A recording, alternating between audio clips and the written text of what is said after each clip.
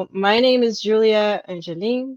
I am 33 years old. I graduated in audiovisual communications, which I think may justify my interest in stories and storytelling. I have always been very passionate about video games as well. And I thought I would take this opportunity to nerd about this huge interest of mine. So humans have had a need to tell stories since the beginning of time. In fact, some anthropologists believe that the need to convey stories was how languages were even created in the first place. I think that's a very human thing to do. Like, the most important tool of humankind as a species, which is language, was born out of the need to gossip, basically, and out of the necessity to express ourselves. Even before the first languages were created, the first form of art was born, which was cave painting. So the first cave paintings date back to about 65,000 years ago, and evidently a lot has changed between now and then. But at the core, things remain the same. The need to convey a message, to tell a story, and a medium to tell it in. As humanity progressed, so did the way that we express ourselves. Oral storytelling has always been a thing, ever since we could actually talk. And obviously, visual storytelling wasn't limited to the cave paintings. Many different art forms emerged in the years that followed. We famously have the wall paintings with the Egyptians, the vase paintings with the Greek. All of that is art, and all of that is storytelling as well. Things actually took a turn with the invention of writing. For example, the epic poems of Homer that for centuries were recited in public squares were now gathered in a single volume and divided into chapters and available to anyone who had the means to buy them, and obviously the knowledge to read them. Funnily enough, that same story will be adapted once again nearly 3,000 years later, this time as a visual art in Christopher Nolan's adaptation of The Odyssey, which is supposed to come out next year. I think it's kind of interesting how the years pass, but we keep on telling the same stories in different ways. Actually, last year, I found out that Romeo and Juliet is not an original story by Shakespeare and was actually based on the Greek myth of Pyramus and Thisbe, and I was shocked. But anyway, so we have oral storytelling walking hand in hand with visual storytelling, and both carved the way to literature and cinema. So, how do video games fit into all of this? Are video games an art form? Well, so far, there isn't a consensus. Video games were first designed by computer scientists in the 50s and in the 60s, but they weren't really popular until the 70s with the earliest arcade games like Space Invaders and Pac-Man. As technology developed, games became more complex. And it wasn't until the early 2000s that developers started noticing something that was very peculiar. When you're reading a book or watching a movie or a play, it doesn't really matter how much you love a character, how much of yourself you can see in that character, how much you can relate to them, or how much you admire them. If something happens to that character, if they die, that's exactly how you're gonna say it. They died. In a video game, there is a shift. If the character that you were playing as dies, the phrase becomes, I died. Developers realize that all actions that were performed in a video game were performed in the first person. And that's when things got really interesting. So I will cut to the chase. To me, there is no story in the current era that is greater than The Last of Us. Some of you may know this story because it was adapted into a TV show by HBO. The second season actually came out earlier this year, but originally, The Last of Us is a video game, and it was made by a studio called Naughty Dog. It was released in June of 2013. By the way, there will be spoilers if any one of you watching this hasn't seen the show or played the game and was planning on it.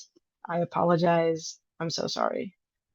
So, in the story, there is a fungus outbreak, which kind of renders society to a zombie-like apocalypse that pretty much decimates most of the population throughout the whole planet. In the game, we play as a character named Joel. He is a single dad who lost his teenage daughter on day one of the apocalypse on what they call the outbreak day. So here we are 20 years later. Joel is now older and grumpier and generally just trying to survive. And he is given the task to deliver a 14-year-old girl named Ellie to a safe location. On the surface, that is the premise of the game. As the story progresses, we learn that Ellie is actually immune to the fungus infection. And Joel finds out that we are taking her to a group of people who might be able to study her condition, and hopefully they can make a cure. And obviously, as we play the game, we realize that Joel has developed a sort of fatherly love for Ellie. So we're playing the game and we're killing the zombies and bonding with Ellie, our newly adopted daughter, and it's all fun and games until we get to the end when we finally reach our location. And good news, a cure can be made, but obviously there is a catch. In order to do it, Ellie will probably die in the process. In video games, there is a genre called Telltale game where the players get to choose what they want to do, and those choices will affect how the story ends. That is not the case with The Last of Us. We can't simply accept Ellie's fate and let her die. So we have to save her, and in order to do that, we have to kill everyone else directly by actively killing the group that is trying to make the cure, and indirectly by denying society of a cure. And again, if the story sounds familiar, that's because it is. The Last of Us is basically a variant of what in philosophy is known as the trolley problem. The trolley problem is a moral dilemma. So imagine that you are conducting a trolley. On the tracks ahead of you, there are 5 people tied to the ground. If you don't do anything, those people are going to die. But there is a lever in the trolley that you can pull in order to change the direction of the tracks. But on the alternate route, there's one person tied to the tracks. So, what is the right choice? To stand passive and let 5 people die, or to take an action and let one person die. Basically, the question is it okay to sacrifice one to save the many? Or, in the case with The Last of Us, should we sacrifice Ellie's life in order to save all of humankind with a vaccine? Most of us will say yes. The ending of The Last of Us has been debated since it was released. And that is because even though we can all agree that saving humanity from its doom is the morally correct choice to make, we can also agree that if we were in Joel's shoes, we would have done exactly the same. Honestly, you don't have to be a single parent to understand why he did it. You don't have to be a parent at all. You just need to know what it's like to love someone deeply. Are we willing to sacrifice the ones that we love to save people who we don't even know? Honestly, I wouldn't even sacrifice my dog, much less my daughter. Some people have tried to come up with justifications to paint Joel's choice as the morally correct one, but we all know that it isn't. At the end of the day, facing the darkness that exists in all of us, facing the reality that given the circumstances, we would set fire to the world, is very humbling. We are not as righteous as we thought that we were, as we saw ourselves as. To have that experience by playing a video game is only possible because the developers were so competent in making us understand Joel and to connect with him through the universal experience of being a human. As I've said before, to me, The Last of Us is the epitome of video game storytelling. And I didn't even talk about the sequel, the second game that came out in 2020, which I think is far superior than the first one. The Last of Us Part 2 is a much more visceral, a much more complex experience, and one that I think can only be fully enjoyed in the format of a video game, which I think explains why the second season of the TV show, which was supposed to adapt half of the second game, was such a huge failure. However, while making this presentation, I tried really hard not to turn this into an ode to The Last of Us, so I will move on and not delve into the specifics of the second game, because there are some other examples that I would like to address. The first one is Hellblade. It was a game that was made by the British studio called Ninja Theory. That game came out in 2017. It tells the story of Senua. She is a Scottish warrior. The game is heavily based on Norse and Celtic mythology and how Senua traverses these worlds in order to save the soul of her husband. I will not get too into the story on this one because what makes this game so special is because Senua suffers from schizophrenia, which is inserted into the game's playability. The voices in her head are also heard by the player, who has to choose whether to listen to them, and if so, to which one of them, or to ignore them completely. Sometimes the voices will give you hints on what you should do next. Usually, video games will have text appear on the screen in order to guide the player in the earlier levels, or if the player should get stuck or something. In Hellblade, that role is done by the voices. So it's a really smart way to add to the immersion of the experience while also coaching the player on how to actually play the game. Basically, they're killing two birds with one stone. The portrayal of Senua's condition is so accurate that I actually know a psychiatrist who started playing this game and gave up within the first like 10 minutes because she deals with this type of thing daily, and that's how she imagines it must feel like. So the game ended up being way too much for her.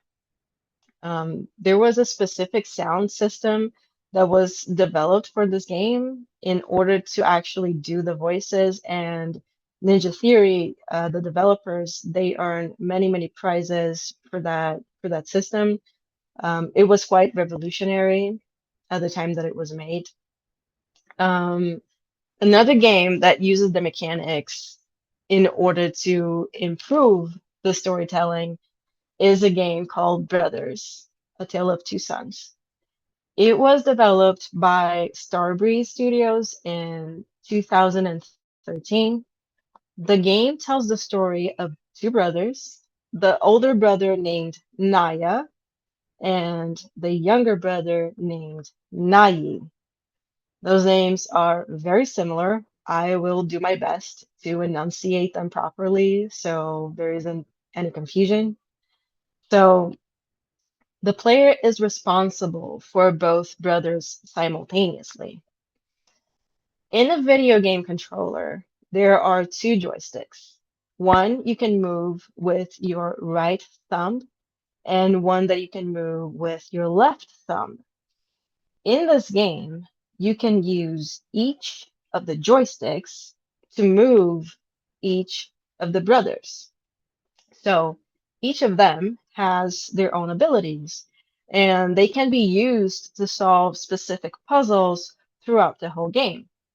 At a certain point in the story, again, spoilers, Naya, the older brother, dies, and it's very sad. As you have played the whole game with both of them, it is inevitable that the first time that you play without one of them, you might actually automatically try to move Naya's joystick by mistake before you remember that he is gone. And when that happens, the weight of his absence hits you all over again. So basically, you literally physically feel a fictional character's death on your body like a phantom limb. So Nayi, the younger brother, he can't swim. Naya would be the one to help him across whenever the player would come into a body of water. So now there's a lake that we need to cross. If you try to move into the water, Naya will fail and you will have to restart the level. So now we are faced with a new puzzle, and the player will probably try to figure out different ways to get Nai across and have no success until we push the other joystick, the one that we use in order to control Naya the whole game. By pushing the other joystick forward, Nai starts to swim as we hear Naya's voice echoing in the background. Naya is now the voice that helps his little brother conquer his fears and overcome his doubts, almost as if his sibling was still with him somehow. Brothers encompasses the devastating feeling of losing someone that you love and also delivers a message of hope. All of that within only 3 hours of gameplay and with a really smart use of the mechanics. It's a very short game. For comparison, the player will take about 16 hours to finish The Last of Us. So, simply put, video games use literature as a resource to put together the argument for their story, and they use cinema's semiotics to put it on a screen. But the special ingredient, the one that sets it apart from everything else, is to give us agency. I love horror stories. I will watch anything, but I will not play a horror game because it's one thing to watch a character walking into a haunted house. It's another thing to be the one pushing the stick forward so that the story can actually happen. Oh, but Julia, isn't The Last of Us a horror game? Yeah, um, it is a horror game so far. It's the only one that I have been able to play because it's just that good, but it was absolutely the only exception for me. Um, William Faulkner, the American author, he has a very famous quote that was made even more famous in recent years because it is something that George R. Martin, the author of Game of Thrones, he talks about it constantly. And basically, they say that the only thing that is worth writing about is the human heart in conflict with itself. As video games are, in practical effects, emulator machines, they are the closest that we can get to feeling another person's feelings as if they were our own. So I cannot think of a medium that is better fit for the task. Thank you.